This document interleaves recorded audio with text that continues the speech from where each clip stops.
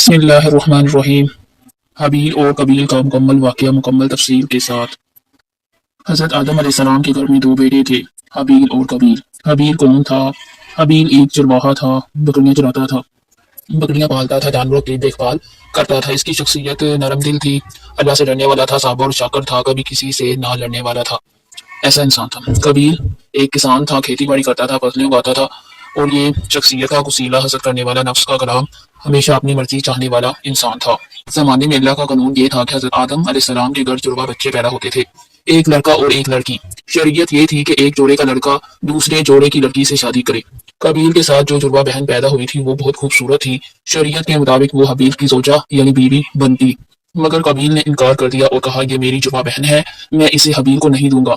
हजरत आदम अलैहिस्सलाम ने समझाया, मगर कबील ना माना। आखिर हजरत आदम अलैहिस्सलाम ने फैसला किया, दोनों अल्लाह के हुजूर कुर्बानी पेश करो, जिसकी कुर्बानी कबूल होगी फैसला इसके हक में होगा।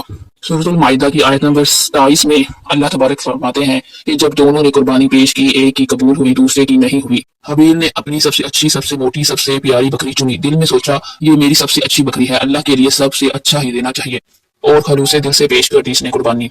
और कबील ने अपनी फसल में से सबसे रद्दी, सबसे खराब, सबसे बेकार गला उठाया। दिल ने सोचा, ये तो वैसे भी काम का नहीं, चलो कुर्बानी में दे देते हैं। बेदिली से पेश कर दिया।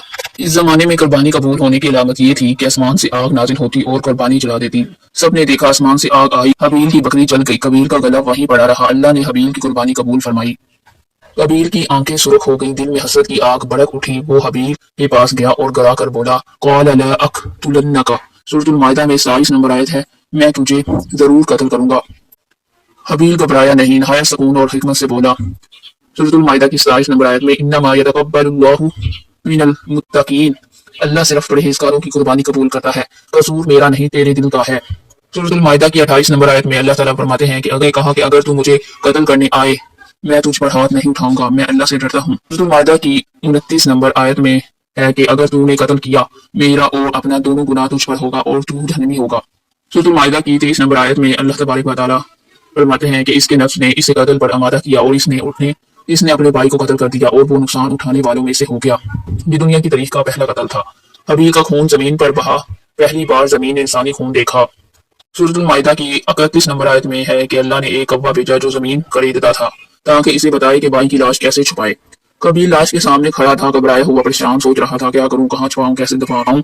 अल्लाह ने दो कौवे भेजे, दोनों आपस में लड़े, एक मर गया, दूसरे कौवे ने अपनी चोंच से जमीन खोदी, गड्ढा बनाया, मरे कौवे को अंदर रखा, मट्टी डाल दी, दफन कर दिया। कबील ये देखकर पुकार उठा, हाय मेरी बदबख्ती, क्या मैं इस कौवे जैसा भी ना हो सका कि अपने भाई को दफनाता, और वो पेशमान होने वालों में से हो गया। कुरान की सूरत माइदा आयत नंबर 32 में ये आयत पूरी इंसानियत के लिए कानून बन गई। जिसने एक इंसान को नाहक कत्ल किया, गोया इसने पूरी दुनिया को कत्ल कर दिया। मन कतल नफ्सन बिगैर नफ्सिन औ फसाद फिल अर्ज़ि फकअन्नमा क़तलन्नास जमीआ। और जिसने एक इंसान को नाहक कत्ल किया, गोया इसने पूरी दुनिया को कत्ल किया। ऐसी मज़ीद वीडियोस जानने के लिए, सुनने के लिए हमारे चैनल को सब्सक्राइब करें, लाइक करें, शेयर करें।